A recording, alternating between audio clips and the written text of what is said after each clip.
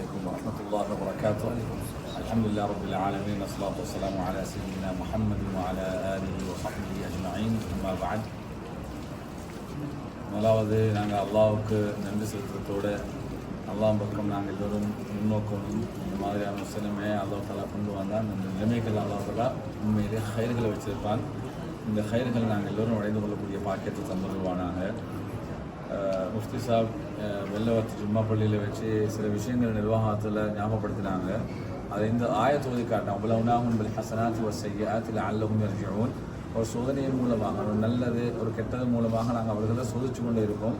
ஒரு நல்ல விஷயங்களாலும் சோதிக்கப்படுவோம், சில ஒரு கஷ்டமான விஷயங்களாலும் சோதிக்கப்படுவோம். இந்த சோதனைகளில் நாங்கள் எல்லாருமே பங்கெடுக்கணும். இந்த அடிப்படையில் மாஷா அல்லான்னு சொல்லி இந்த வெள்ள அனர்த்தம் இலங்கையில் இந்த டைமில் எல்லா இடங்கள்லையும் நாங்கள் பார்க்குறோம். இது நான் நம்புகிற மாதிரிக்கு என்னோட அனுபவத்திலே முதலாவது முறைக்கும் முழு இலங்கையிலையும் ஒரே தடவையில் நாங்கள் எல்லோரும் பாதிக்கப்பட்டது. எல்லா இடங்கள்லையும் இல்லை, இதுக்கு முன்னால் உள்ள காலங்களில் ஒரு பகுதி பாதிக்கப்படும், மற்ற எல்லாரும் சேர்ந்து அங்கே உதவி செய்வோம், இந்த பகுதி பாதிக்கப்படும், எல்லாரும் சேர்ந்து இந்த பகுதிக்கு உதவி செய்வோம். இப்படி தான் நடந்தது. ஆனால் இந்த டைமில் பார்த்தா முழு இலங்கையிலும் மேல் மாநிலத்தில் கீழ் மாநிலம் மேலே எல்லாருமே நாங்கள் சேர்ந்து பாதிக்கப்பட்டிருக்கிறோம்.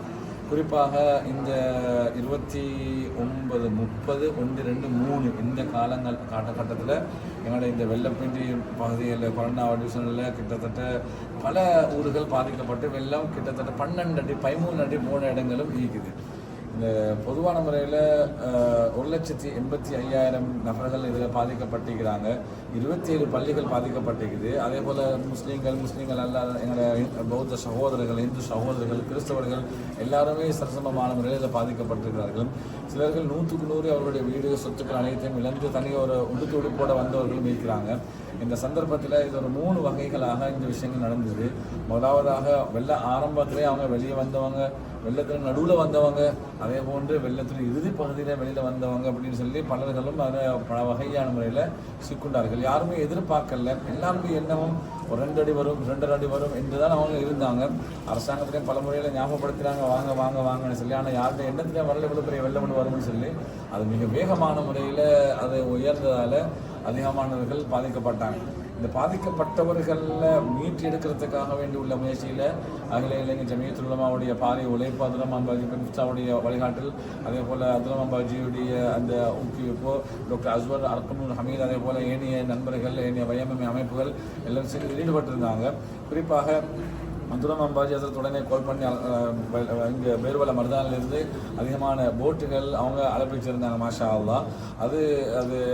அதுக்குரிய செலவுகள், அதுக்குள்ள மற்ற விஷயங்கள் மாஷா அல்லா ஜம்மி ஐயா ஊடாக அழகான முறையில் அது வழிகாட்டல் செய்யப்பட்டது. கிட்டத்தட்ட 24 போட்டுகள் அது வந்துச்சு. அதில் வேறு இடங்களுக்கு போனதில் இங்கே 19 போட்டுகள் இங்கே வேலை செஞ்சு என்னுடைய கொலண்டா டிவிஷனில் வேலை செஞ்சு மாஷா அல்லாண்டு. அதில் அல்ஹம்துலில்லாஹ்னு சொல்லி 3 நாள் தொடர்ந்து 20 பகலாக அந்த பிள்ளைகள் உயிரை மையமாக வச்சு பாடுபட்டாங்க.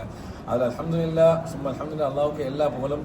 இந்த விஷயத்தில் இவர்களை வெளியில் கொண்டு வர விஷயத்தில் போட்டுடைய அடிப்படையில் அவர்கள் பாடுபட்ட மாதிரி எங்களோட மறக்கேலாதவங்க தான் எங்களோட ஓஐசி, இந்த எங்களோட போலீஸ் ஓஐசி 100க்கு 100 அவங்களுடைய முழு விஷயத்தையும் விட்டுட்டு வந்து அதில் இருந்தாங்க. அதே போல் ஆர்மியில், நேவியில், எஸ்டிஎஃப்ல, டிஐடியில், அதே போல் போலீஸ், இந்த 4 எல்லாரும் சேர்ந்து இந்த விஷயத்தை மாஷா அல்லாஹ் அழகான முறையில் செஞ்சாங்க. அதில் வந்து போட்டுகள் இவங்க போட்டாலும், போட்டுகள் ஜமையா ஊடாக, அதே போல் நண்பர்கள் ஊடாக வந்தாலும் அதுக்கு முழுசாக அவரத்தில் உள்ள வாலிபர் செக்டர் எங்களுக்கு 24 மணித்தியாலும் இருந்தாங்க.